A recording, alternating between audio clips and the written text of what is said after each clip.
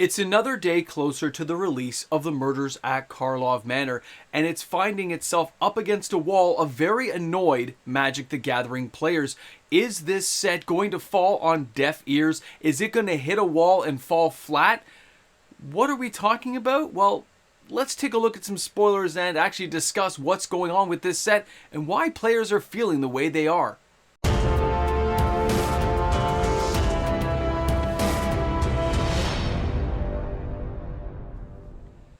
I want to tell all the players out there that the reason the Murders at Karlov Manor is going to fail is because it's play boosters and it's the price point.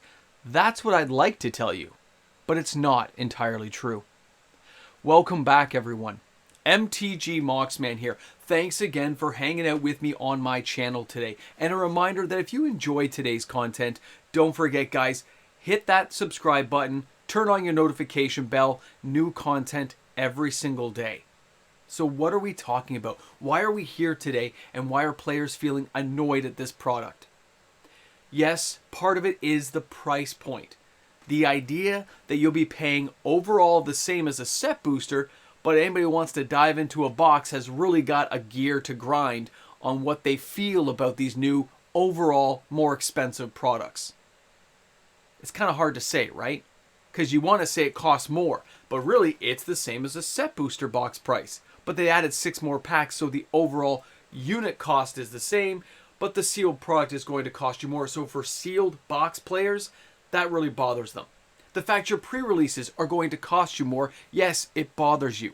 But we all know a well-constructed and designed Magic set can turn the biggest naysayer into a go-getter. We know that's how it goes. But what happens when you take a Clue-style theme that obviously somebody in Hasbro's game piece design organization who... I don't know what to tell you guys. It's ridiculous to think about a Clue theme set, a Monopoly theme set, a Payday theme set, a Risk theme set. Actually, that may not be that bad. Let me take that one back. Risk could be cool if they did like a planar takeover. I'm off topic. I apologize. It's the fact that somebody came up with this idea and thought it was a good idea and thought players would get on board. And of course, they sold it to people like Rosewater and them. They put it up on the storyboard and they created this set. And that does bother a lot of people. They like to keep it more fantasy-oriented and not Colonel Mustard style, okay? We know that. So that's another little thing that's getting there. The pre-sales are really low for these products. And the reason the pre-sale orders are low is not because of the price point. Yeah, I'm sure it factors in a bit, but the real reason is singles rule the day. I can't state this more clearly than when you watch my top 10 videos. Reserve list sales are up. This weekend had a buyout of Copy Artifact. Watch that video. It's insane. Look at the Saturday top 10 video where you have Shocklands going through the roof and sales across the board. If you haven't seen that video, go back and watch it. The singles market is taking over, which means Wizards will find ways of getting in, but that's a later conversation. We are now looking at a set that has a good concept of design in the actual pieces in the set. The creatures, what I'm seeing for the game mechanics, not the biggest thrill for me, but some of the creature types and ideas behind the cards are pretty exciting to me, given what we have to work with in Standard and where these cards may end up in formats like Commander, Legacy, Vintage, whatever format strikes your boat, whatever one you like. So let me just share a couple of cards with you here. Let's start with the first card, okay?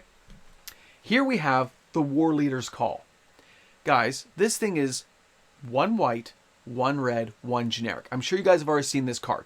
Enchantment, creatures you control get +1/+1, but that's not what I care about. It's the secondary card, where it says, whenever a creature enters the battlefield, remember that, enters the battlefield under your control, doesn't say cast, it says enter the battlefield. War Leader's Call deals 1 damage to a target opponent. Think about that, guys. Each opponent is going to take damage. Sorry, I said target opponent, it's each opponent. So what is that? When we look at that, and you look at those cards, you recognize how many cards are going to go with this card. If you took a look and said, the Ogier, the Deepest Foundation, right? That's that 2 white, 4 generic, 6/6 legendary creature god from the Lost Caverns of Ixalan. It says, if one or more tokens would be created under your control, create 3 times that many tokens, that means 3 times as much damage. Or how about White Sun's Twilight? Remember that from March of the Machines? 2 white plus X. You gain X life, and then create X 1/1 Phyrexian Might tokens with Toxic 1. But if your X is 5 or more, you destroy all other creatures, so you can wipe out their creatures, deal 5 damage to them, and create 5 creatures. And if you had Ogier, it gets really insane, guys. Think about what you're talking about with the concept. How about Scarlev's Hive? Every turn you're creating a 1/1 Phyrexian Might with Toxic, sure. But with the War Leader's Call, you're also dealing damage. How about Mordrak, the Glorious Dominus? That's the 4/4 guy. But you get to get twice as many tokens. Like, guys, these cards just fit together. How about even Bat Colony? That thing is a red-white. So if this thing's a 1 white plus 2 generic, and you put it into play, and you get a black bat token for each mana, and from a cave that was cast to spend it, think about how these ideas are going to fit together. This is an insane idea that is going to work for this set. It is exciting. It is going to be fun, and I think players need to recognize where it's going to head.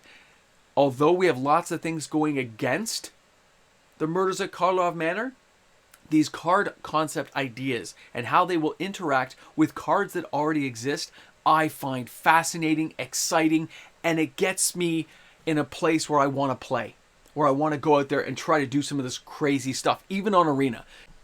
Now for our next card, I want to talk about Anzarag, the Quake Mole. Now this thing blows my mind. It brings me back to the old days of Magic, where a Shivan Dragon was a beast. A force of nature was basically unstoppable, where a Serra Angel and a Singir Vampire would battle it out, trying to come out on top. So let's look at the Quake Mole here. The Quake Mole is a legendary creature mole god. It's an 8/4 for 4, with no real drawback, by the way. For 1 green, 1 red, 2 generic, and it says, whenever the Quake Mole becomes blocked, untap each creature you control. After this combat phase, there is an additional combat phase. And of course, you can pay a whole bunch of mana to make people block this guy to get the extra attack phases. It says, his claws tear the foundations of civilization.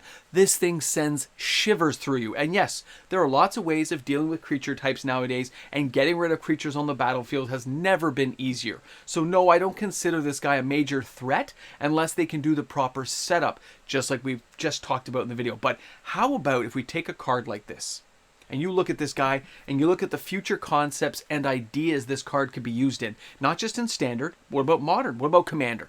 Well, how about in Commander, if you use the legendary creature Minotaur Warrior Morag, Fury of Akron. Remember, he's like the 2 red and 4 generic, and it says each creature you control gets +1/+0 for each time it attack this turn. It also has Landfall, where you get the extra attack ability. But not only that, you could pair this off with the Omnath Locus of Rage. Remember, that's the 2 green and 2 red with 3, and that's the 5/5 with Landfall, and you get to put all kinds of elementals into play every time a land comes into the battlefield.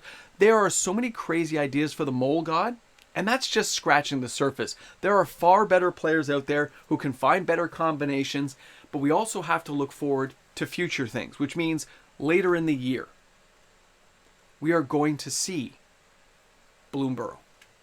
All these cards, all these new creature gods like the moles, the raccoons that we've seen from Kamigawa Neon Dynasty, the wolves we've been seeing more and more repetitiously, this all leads us down to Bloomburrow this year.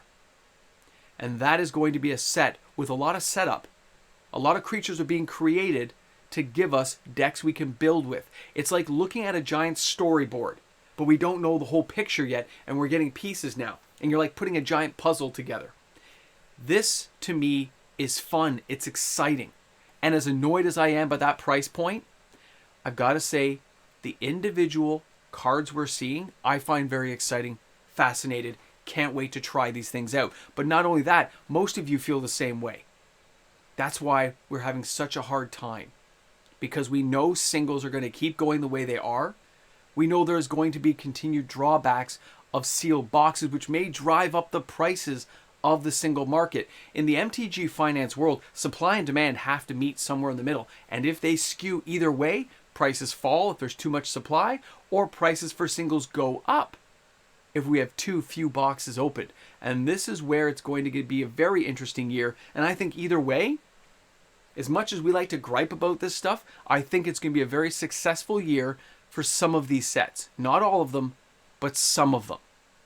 I think the Murders at Karlov Manor is going to have a very brisk sales period right after release and fall off the face of the earth. I still believe that's going to happen.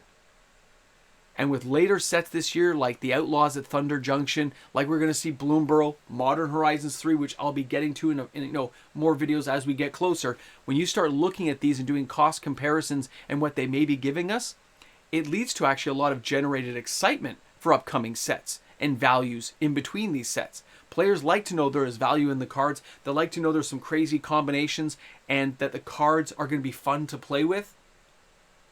But the annoyance that we feel toward Wizards of the Coast as a whole and as a company, it hasn't gone anywhere. So all these amazing, exciting new cards, concepts, and designs have an overshadow of 30th anniversary.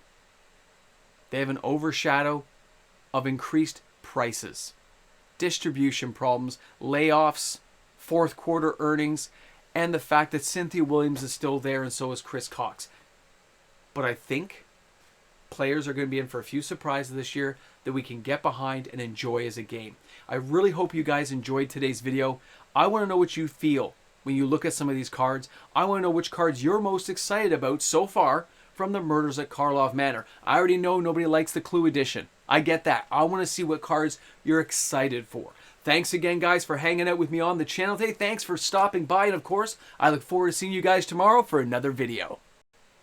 Hey guys, thanks for stopping by the channel, and of course, if you're taking a look at all these after credits, that means you know that these are the patrons, the supporters of the channel who allow for daily uploaded content to be possible. Thanks again to each and every one of you. To me, this set has a lot going for it. Welcome back to the Ramble Jamble. The price bothers me to no end, okay? I am driven insane by the price. I know that comes across in the videos, but the set looks good. I hate the Clue! The Clue idea. I hate it. But I love the creature types. I don't like the game mechanics that much. But I love the creatures and the abilities they're giving them that are going to fit into other decks later on. It is insane looking. It's a mole god. You know that's going to be up in Bloomburrow somewhere. We're going to get the skunk god, Pepe Le Pew style. I don't know, but I'm excited to find out. It's killing me. Just get to the end of the year so I can get to Modern Horizons 3 and Bloomburrow. And I'm kind of curious about the other sets too, like Duskmorn, as well as what we're going to see in Thunder Junction. It's killing me. Ah.